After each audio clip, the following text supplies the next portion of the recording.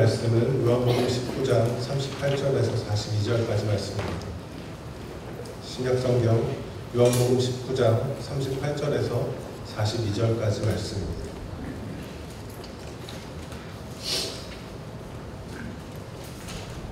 제가 공독하겠습니다. 아리마대 사람 요셉은 예수의 제자이나 유대인이 두려워 그것을 숨기더니 이 일 후에 빌라도에게 예수의 시체를 가져가기를 구하매 빌라도가 허락하는지라. 이에 가서 예수의 시체를 가져가니라.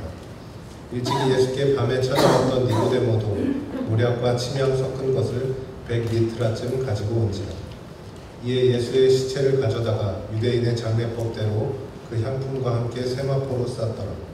예수께서 십자가에 못 박히신 곳에 동산이 있고 동산 안에 아직 사람을 장사한 일이 없는 새 무덤이 있는지라. 이날은 유대인의 준비일이요 또 무덤이 가까운 거로 예수를 거기 두니라. 오늘은 니고데모에 대한 인물 분석입니다. 지난주는 아리마대 사람 요셉에 대해서 우리가 인물을 분석해서 그 특징이 부자였고 하나님의 나라를 기다린 사람이었다. 그 뜻하는 바가 뭔가를 제가 설명해 드렸죠. 보통 부자들은 하나님의 나라를 안 기다립니다.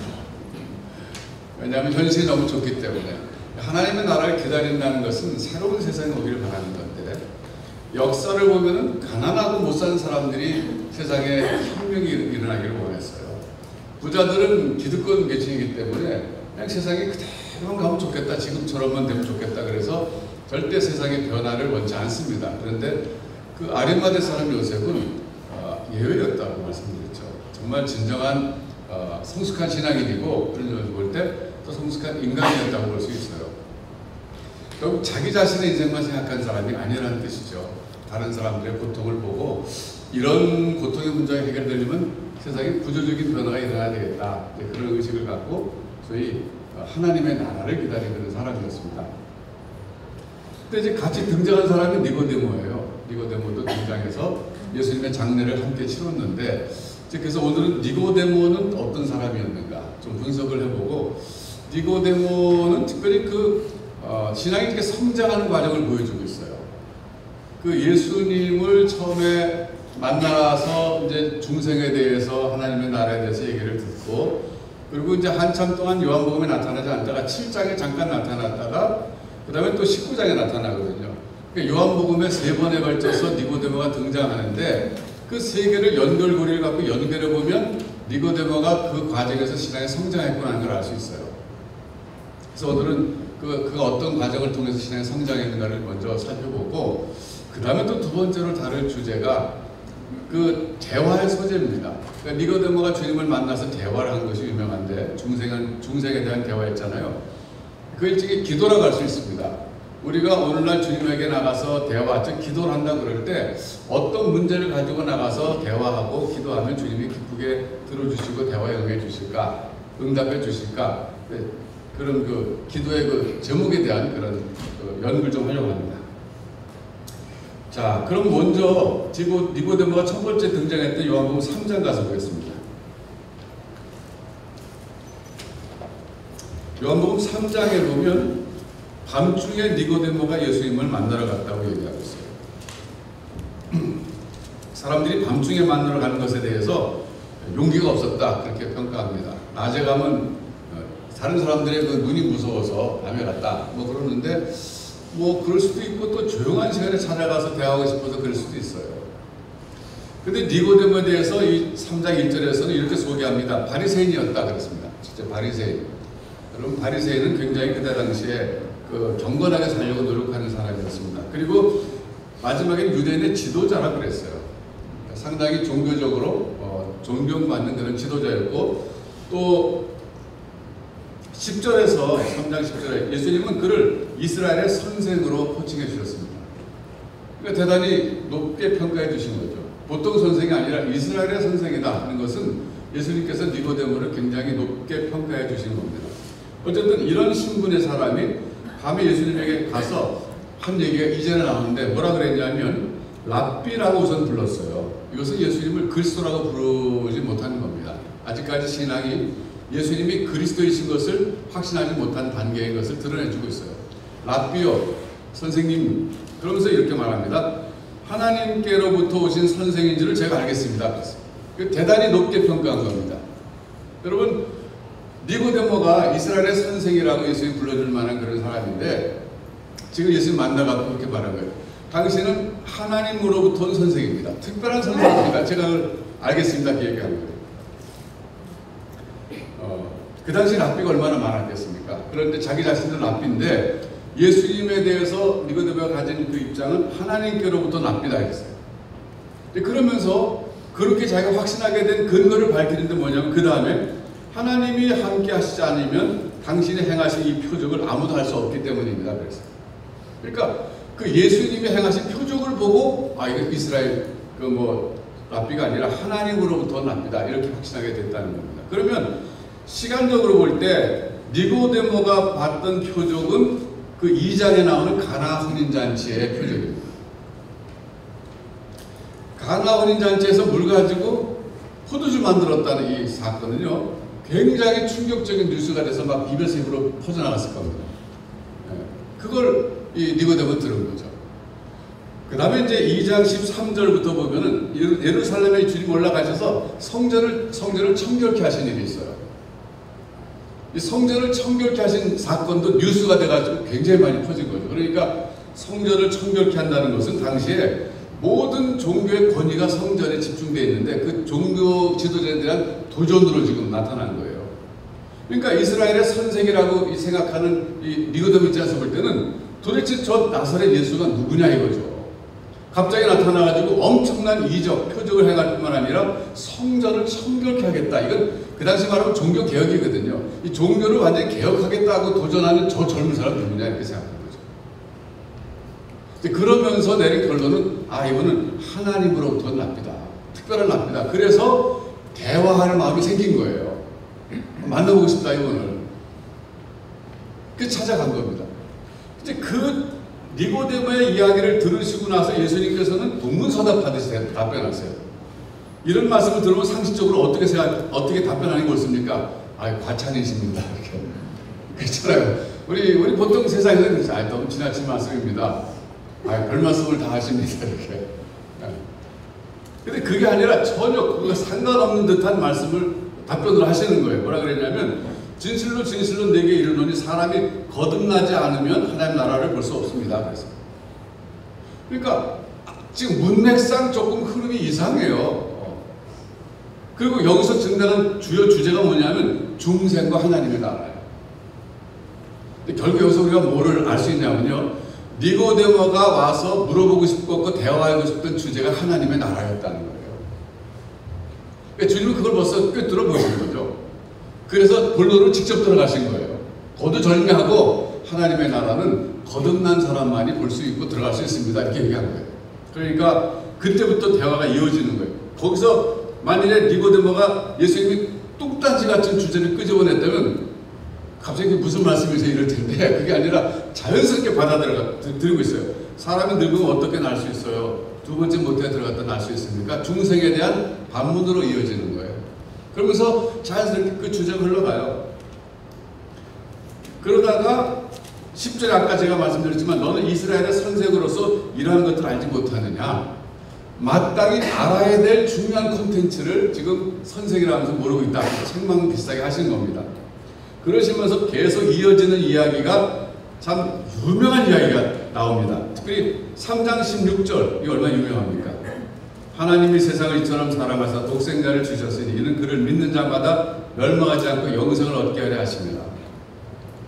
이 유명한 그야말로 John 3:16, 제가 이 요한복음 3장 10절에 제가 남미에 가서 전도할 때 그 이제 캐톨릭 배경이잖아요. 배들께 있을 때 그 단기팀 갔거든요.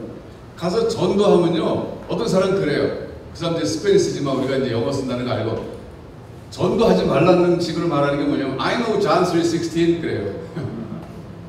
나 요한복음 3장 16절 알아요 그래요. 그리고 제가 코스타리카 갔을 때 길거리 가는데 커다란 바위가 있는데 거기 스페니스로 막 써 있더라고요. 제가 그걸 모르잖아요. 근데 밑에 보니까 요한복음 3장 16절이라는 거 알겠더라고요.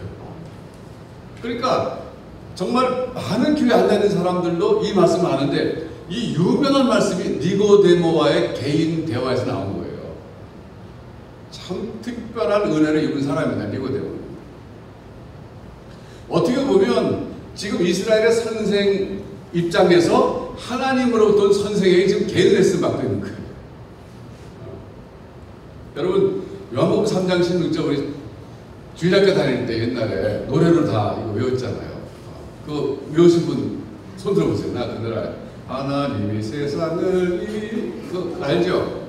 자, 우리 같이 해볼까요? 시작. 하나님이 세상을 이처럼 사랑하사 독생자를 주셨으니 누구든지 예수 믿으면 멸망하지 않고 영생을 얻으리로다. 영생을 얻으리로다. 이렇게 할 수도 있고, 마지막에 요한복음 3장 16절. 역시 노래라는 게 파워가 있어요. 이 롱텀 메모리를 제공하는 게 노래예요. 이 유명한 이 요한복음 3장 16절이 뭐 공개석상에서 하신 게 아니라 이 은밀한 밤에 니고데모와의 대화에서 주신 말씀이에요. 그러니까 니고데모 입장에서는 정말 특별 레슨을 받은 거예요. 이제 그렇게 해서 대화가 끝나고 이제 돌아가고, 그 다음에 어떻게 니고데모가 됐다, 뭐 영접했다, 주님을 그리스도로 인정했다, 그런 건 안 나오는데, 신문에 들어가다가 7장에 가서 다시 니고데모가 등장합니다. 가서 보세요. 7장.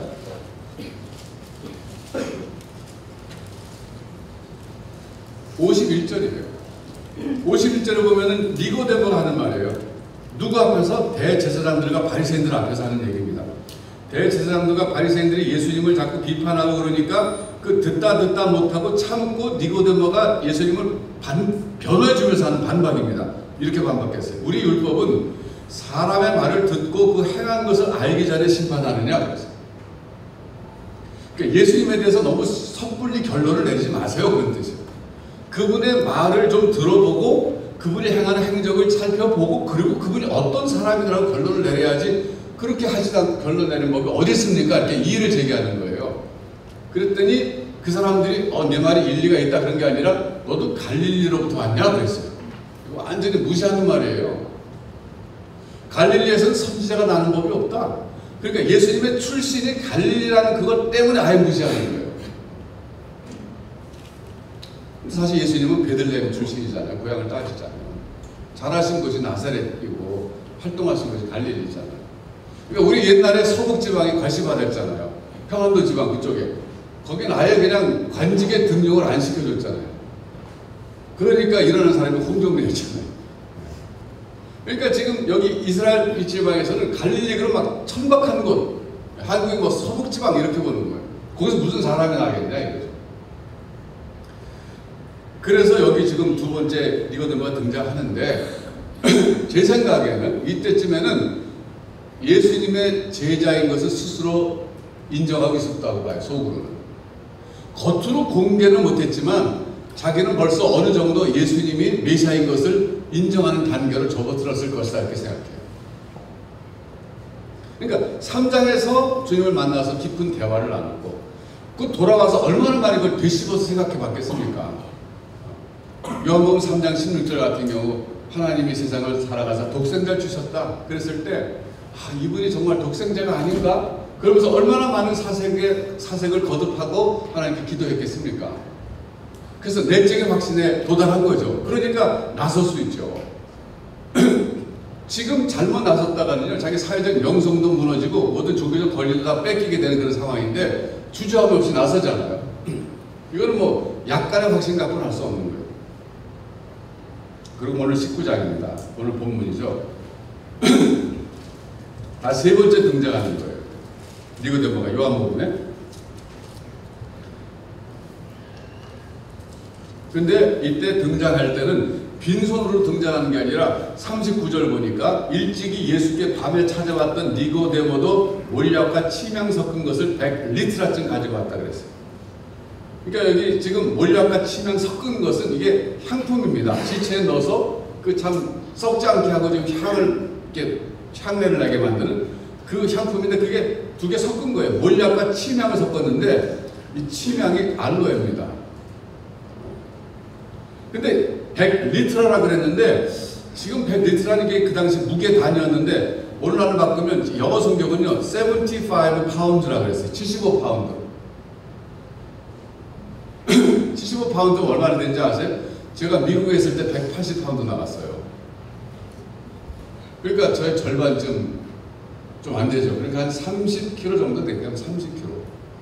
그러니까 30kg나 되는 그 향품을 가져갔으니까 이거 정말 대단히 돈을 투자한 거예요. 그 단순히 돈만 투자한 게 아니라 공개적으로 자기가 예수님의 제자인 것을 드러낸 겁니다. 이때 지금. 그러니까 단계가 보이잖아요. 3장에서는 그냥 예수님의 제자가 아니에요. 그냥 궁금증을 갖고 이건 이스라엘의 그 보통 랍비와 달리 하나님으로부터 랍비인 것 같다. 왜? 표적을 보니까. 또 성전 청결하게 하신 거 보니까 보통 분이 아니야. 가서 대화 좀 해봐야 되겠다. 주제는 하나님의 나라. 간 거예요. 근데 주님 벌써 그걸 알아보시고 하나님의 나라에 대해서 말씀하시잖아요. 사람이 거듭나지 않은 하나님 나라 못 간다. 그리고 하나님이 세상에 이처럼 살아가서 독생자를 주셨다. 이런 대화를 듣고 돌아간 거예요. 그 계속 생각한 거죠. 그러다가 7장쯤 갔을 때는 내적 확신에 도달한 거죠. 이분이 정말 메시아구나. 그랬다 마지막 단계에 가서 예수님 돌아가셨을 때면은 이제는 뭐 두려울 것이 없는 상태가 된 거예요. 근데 내놓고나 예수님 제자다. 왜? 장례를 치를 때 거기 참석해서 그냥 뭐 이렇게 경의를 표한 게 아니라 이 향품을 가져갔다고 하는 것은 그 장례에 동참했다는 거거든요. 어떻게 보면 마리아가 옥합을 깨가지고 예수님의 발에다 붓고 머리를 씻어서 장례를 준비하는 것이라고 주님이 해석해 주셨잖아요. 오고 오는 세대에 이것이 전파될 것이다. 왜? 예수님의 장례를 준비한 거기 때문에, 구속 사건이기 때문에 그렇게 말씀하신 것처럼 지금 이 니고데모가 예수님의 장례를 향품을 갖고 왔다는 것은 그 여인이 행한 것이 오고 오는 세대에 알려져야 될 것처럼 같은 성질일 것으로 보는 거예요. 저는 이번에 이걸 연구하면서 사도 요한의 신병을 한번 헤아려 봤습니다. 이 요한복음의 저자는 사도 요한이잖아요. 여러분, 사람이 글을 쓸 때는 구상을 합니다. 이렇게 구조를 생각해요. 특별히 요한복음은 굉장히 구조가 탄탄한 그런 글입니다. 그 서론이 있고 결론이 있고, 그리고 본론은 뭐냐면 7가지 표적입니다. 예수님이 행하신 7가지 표적을 쭉 저기다 중간에 본론을 집어넣고서 목표로 하는 건 뭐냐면 예수가 그리스도이신 것을 믿게 하려고 기록했다는 거예요. 예수가 그리스도인 것을 믿고 영생을 얻게 하려고 내가 이 글을 쓴다 라고 지금 이 기록 목적을 20장 31절에서 밝히고 있거든요. 가서 보세요. 20장 31절입니다.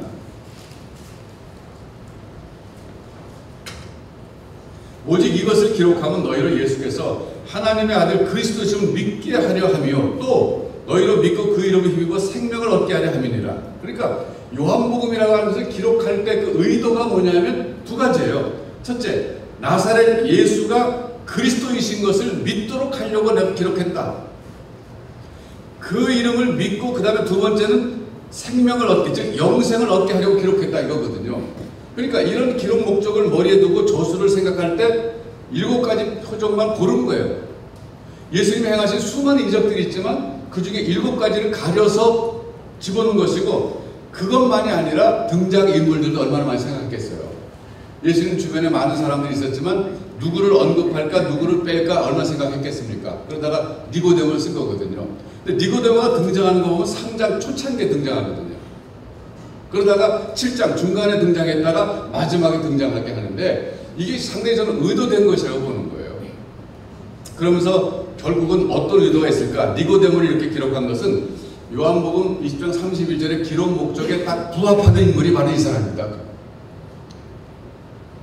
물론 여러 사람이 그 기록 목적에 부합하는 인물들 많았죠. 뭐 베드로나 뭐 사도 요한 다 마찬가지지만, 그래도 참 독특하게 니고데모라는 사람은 예수가 그리스도이심을 처음에 못 믿었다가 예수님과의 그 만남과 대화를 통해서 믿게 됐고, 그리고 마지막에 장례식장에는 자기가 나타나서 예수의 제자인 것을 공개할 정도로 이제 영생에 대한 확신이 있는 사람이다. 그런 뜻에서 니고데모를 사파처럼 집어넣었지만 굉장히 중요 인물이라는 거죠. 그래서 여러분, 니고데모의 신앙 성장 그 과정을 보면 하루아침에 그렇게 신앙의 성장 확신하게 되지 못합니다. 우리에게 위로가 되죠. 여기도 좀 많은 분들이 좀 더 확신하고 싶은데 확신 못하잖아요. 근데 확신하는 방법에 대해서 니고데모가 7장 51절에서 암시적으로 말하고 있습니다. 우리 율법은 그 사람의 말도 들어보지 않고 행한 것을 살펴보지 않고 결론 내리냐, 바로 거기에 들어있어요. 즉 예수님의 말씀을 철저하게 한번 분석해 봐야 된다는 거예요. 예수님의 말씀을 한번 진지하게 들어봐야 된다는 겁니다.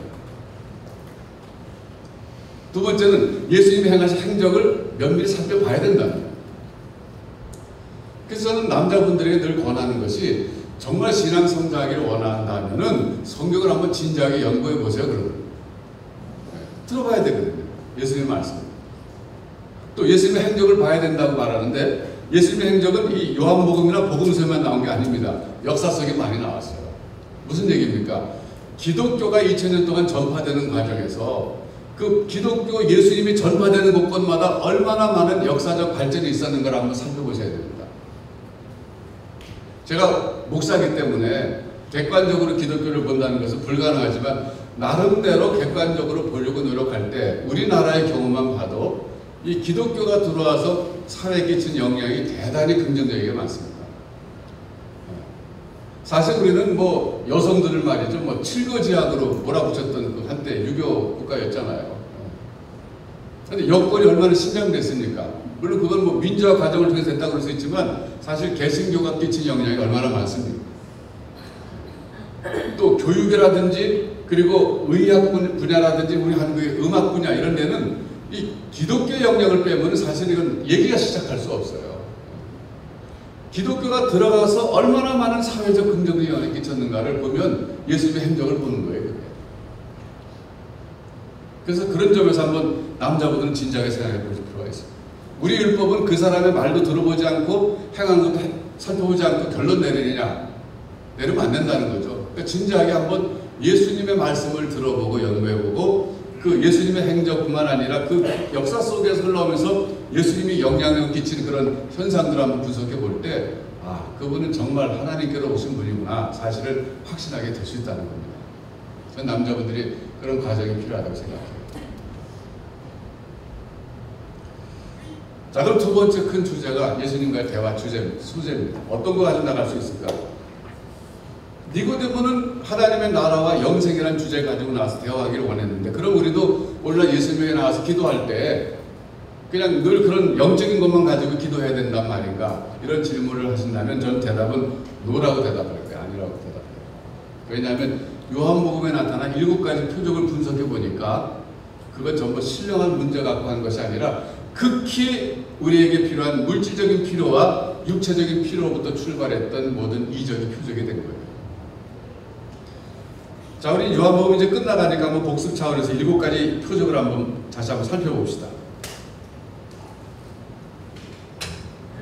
첫 번째 표적은 2장에 나오는 가나 혼인잔치에서 물이 포도주로 변하는 건데 이거는요 뭐 화학적 변화가 갑자기 일어나는 거잖아요. 자연의 법칙을 거스른 거기 때문에 이거는 창조주가 아니면 할 수 없는 일이에요.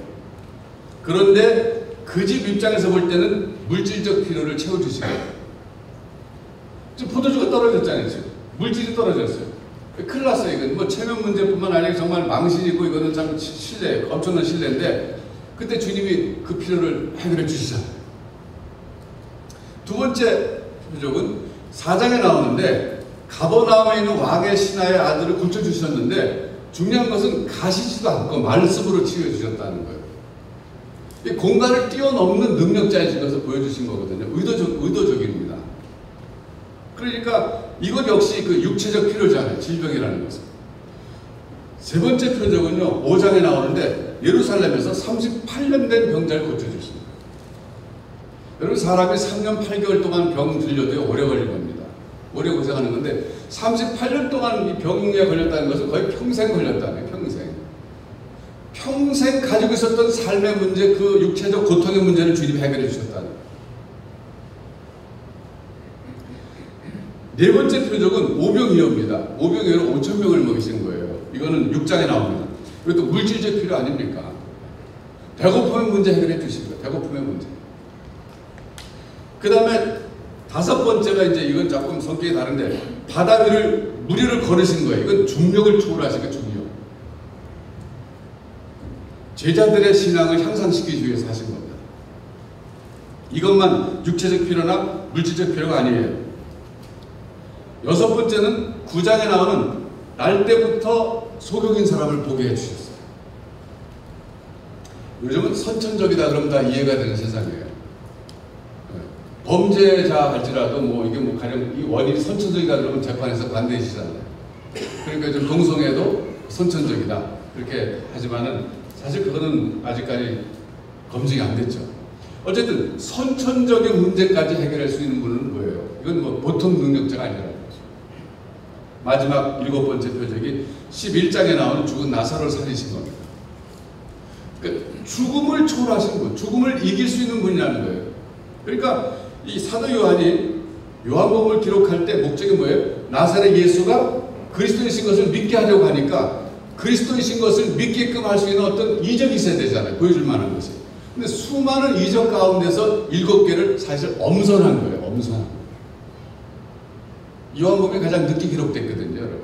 마태복음, 마가복음, 누가복음보다도 훗날 기록했기 때문에 요한은 벌써 앞에 나왔던 복음서들 다 보고 나서 그걸 참고를 해서 겹치지 않도록 하면서 독특한 복음서를 기록한 거예요. 7가지만 엄선해서 골라가지고 자 봐라, 이런 이적을 행하는 것은 이분이 보통 사람이 아니고 그리스도인 것을 증명하는 것이 아니냐. 그래서 그분을 믿도록 하기 위해서 기록했다 그럴 때 그런 그 선별 작업이 있었던 겁니다. 그런데 이 이적인 영어로 미러클이라고 하잖아요. 이 이적이 표적이라고 말해요. 사인. 이적이 곧 표적이 된 거예요. 여러분이 마리아께서 가나 혼인잔치에서 그 예수님에게 이 집에 포도주가 떨어졌습니다. 그랬을 때 예수님이 뭐라고 했어요? 여자에 나와 무슨 상관이 있습니까? 내 때가 아직 이르지 않았습니다. 그랬어요. 내 때라고 하는 것은 진정한 이적을 일으킬 때가 아직 되지 않았다 그런 뜻이에요. 그 진정한 이적이 뭐냐면 십자가와 부활입니다. 그 십자가와 부활의 때가 아직 안 왔습니다. 그거야말로 진정한 이적이 그게 진정한 표적입니다. 그런 것인데 아직 그때가 안 됐습니다. 그러고 안 하신 게 아니라 그때 해주셨다는 거예요. 그건 뭐예요? 진정한 표적인 십자가 부활을 가리키는 하나의 손가락 같은 사인이 된 거예요. 그게. 그래서 그걸 사인이라고 그러는 거예요. 사인. 우리 교회 요 앞에 이 길이 지금 무슨 길인지 아세요? 언주로입니다. 언주로라는 걸 잘 모르시죠? 참 굉장히 저는 이 시내 다니다 보면 헷갈리는 게 길마다 전부 이름이 붙어 있는데 아는 사람이 별로 없어요. 여러분 동네 지금 길 이름 다 바뀌었죠? 아는 사람 별로 없어요. 정말 이건 어떻게 개선될지 모르겠어요. 근데 미국이나 서양은 정말 길 이름 잘 쓰잖아요. 찾아갈 때 그냥 길 이름만 보면 다 가는데 우리는 길 이름이 있는데 아무도 그걸 쓰지 않아요. 별로. 근데 그게 사인이에요. 다혜교회 여기 있잖아요. 그 길거리에 우리 입구에 보면 다혜교회랑 다혜학교 간판 붙어 있거든요. 그 사인이 그게 뭐냐면 다혜교회가 여기 있습니다. 다혜학교가 여기 있습니다. 이렇게 가르쳐 주는 건데 여기 지금 7가지 이 이적이 전부 사인인데 어떤 걸 가리키냐면 전부 십자가와 부활을 가리키는 거예요. 지금. 십자가 부활을 가리키는 거예요. 진정한 표적은 십자가 부활이라는 거예요. 그런데 문제는 예수님께서 그 십자가 부활을 그것만 위해서 오신 거 아직 그것만 하려고 기다린 게 아니라 우리의 물질적인 필요가 있을 때, 우리의 경제적인 필요가 있을 때, 육체적인 필요가 있을 때 다 들어주시면서 그걸 사인으로 삼으셨다는 거예요. 여러분 결론입니다. 그러므로 우리는 주님께 나가서 대화할 때 늘 하나님의 나라나 영생과 같은 고생한 질문만 가지고 나갈 필요가 있는 것이 아니라 우리 삶의 문제를 그대로 가지고 나가도 된다 그런 뜻이에요. 우리의 병의 문제, 육체의 질병의 문제, 우리의 물질적인 그 궁핍의 문제, 우리 정말 오래된 그 참 고질병 아주 오래된 문제, 심지어는 선천적인 그런 문제까지도 가지고 나가서 우리가 주님께 도와달라고 그러면 주님은 왜 그런 거 갖고 왔냐, 그런 건 고상하지 않다 그러시는 분이 아니라 들어주시는 분이시다 그런 뜻입니다. 저는 제가 목회자로서 젊었을 때는 주님께 나가서 그런 물질적이고 또 그리고 육체적인 거 갖고 구하는 게 좀 부끄러웠어요. 그거 구하면 그거 창피한 거 아닌가 싶었는데 제가 철이 들고 그러면서 특별히 요한복음을 공부하면서 보니까 예수님은 놀라운 분이에요. 육체적인 필요와 물질적인 필요를 채워주시면서 거기서부터 진리로 이끌어가시는 거예요. 대단한 분이에요. 그러니까 말하자면 진리를 가르쳐 주시죠. 예수님이 누구신가를 보여주시는데 그 사람의 문제에서부터 출발해서 진리를 보여주셨다는 거예요. 이 훌륭한 선생님이잖아요. 여러분도 가르치는 직업을 갖고 있는 분들 계실 거예요. 여러분이 여기 있고 가르치는 학생이 저기 있는데 자꾸 내 얘기만 하면은 그 배우지 못합니다. 그 사람의 문제와 그 사람의 이해 정도에서부터 출발해갖고 내가 가르치고자 하는 진리를 가르쳐 훌륭한 선생님이죠. 예수님이 그런 분이셨어요. 오늘 7가지 표적이라고 하는 것이 한 가지 무리로 걸친 것만 빼고는 이 사람들의 현실적인 문제에서 출발한 거예요. 지금 포도주가 떨어졌습니다. 지금 내 아들이 아픕니다. 지금 38년 된 병이 있습니다. 지금 배가 고픕니다. 그리고 내가 안 보입니다. 죽었습니다. 이런 그 사람의 현실적인 문제로부터 주님은 그들이 부르짖을 때 가서 해결해 주시고 주님이 그리스도이신 것을 보여주신 거예요. 대단하지 않습니까? 그래서 여러분, 오늘 여러분의 문제로부터 출발해서 주님께 새롭게 나가서 그 문제를 해결해 주시는 그분만 볼 것이 아니라 그 너머에 계시는 그분의 진면목, 그분이 그리스도이시구나. 이걸 보시기 바랍니다. 새롭게 보셔야 돼요. 새롭게. 작년에 내가 반국 갖고는 본국 갖고는 내 믿음이 약해요. 새롭게 주님을 또 봐야 돼요. 그래서 오늘 여러분 이 시간 같이 한번 기도하겠어요. 여러분의 삶의 문제가 어떤 것이든 간에 부끄러워하지 마시고 그것이 오래 문제든지 그것이 경제적인 필요든지 그것이 육체적인 필요든지 어떤 것이든 간에 심지어 선천적인 것 우리 집안에 제대로 되는 문제를 할지라도 주님께 나가서 도와달라고 그래보세요. 그럼 주님은 그것을 외면하시지 않고 해결해 주십니다. 그러면서 주님 그 너머에 계신 그 주님의 진면목을 보시면 됩니다. 이제 같이 한번 기도하겠습니다.